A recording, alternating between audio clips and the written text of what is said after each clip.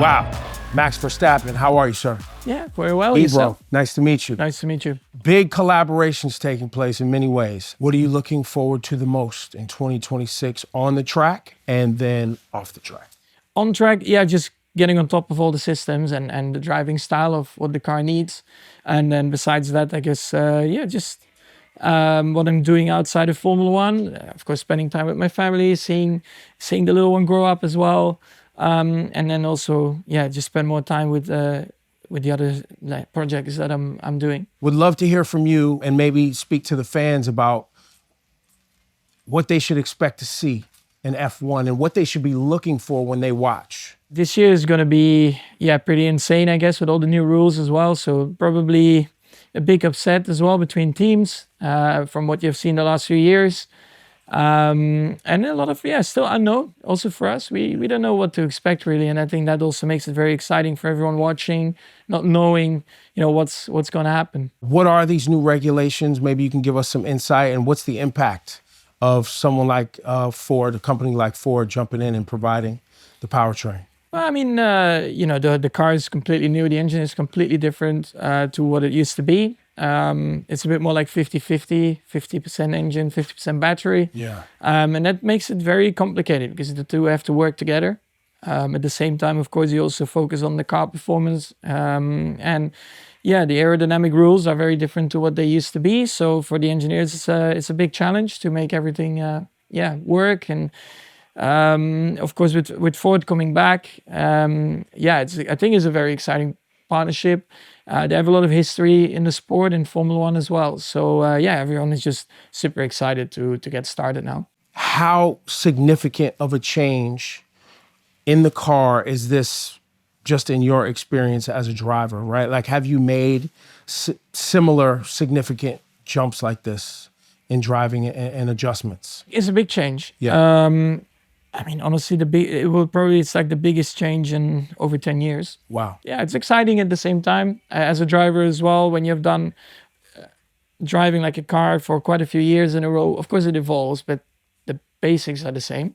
And that will change a little bit, or quite a bit this year. Many people I've talked to about F1 and their fandom of it, they articulate it as the greatest intersection of technology and athleticism.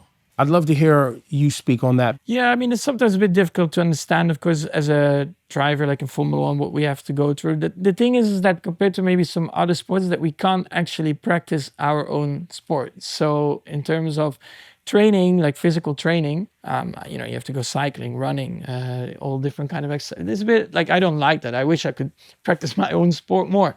Right. If you play whatever, football or soccer, like in practice, you're doing similar things than what you do out there on the field. Right. And for us, that is a little bit more difficult. Of course, we have the simulator, that is, of course, the virtual world, but it's not the same thing. You don't experience the same forces.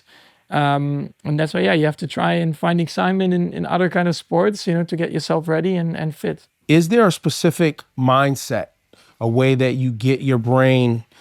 I mean, you kind of said it, but you've been doing it so long, so it may not be hard for you, and maybe it's harder for other drivers, but is there something that you do to get locked in before a race? Yeah, I mean, every driver is very different in their approach. But for me, basically try not to overcomplicate things. I know that when I walk into the garage and I put my helmet on, I'm focused, and I know what I have to do because of experience and doing this already for a long time. Yeah. But everyone works very different, in the way they prep. But for me, I try to just keep it very simple. Is there a specific way you stay motivated? I mean, it's been about 10 years since you were the youngest person, to get on the track.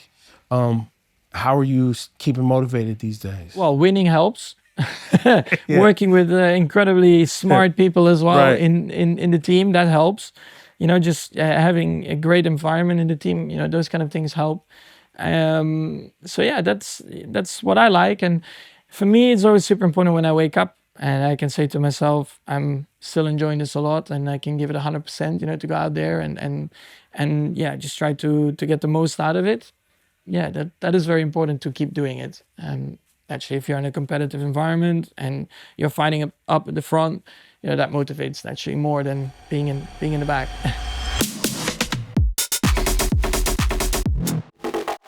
Isak Hajar is joining the Red Bull team. Have you had a chance to build with him, and what's the dynamic? Yeah, I mean, of course, he's coming from Racing Bull, so that's already part of the Red Bull family. So I've seen him and known him for a few years now. Yeah.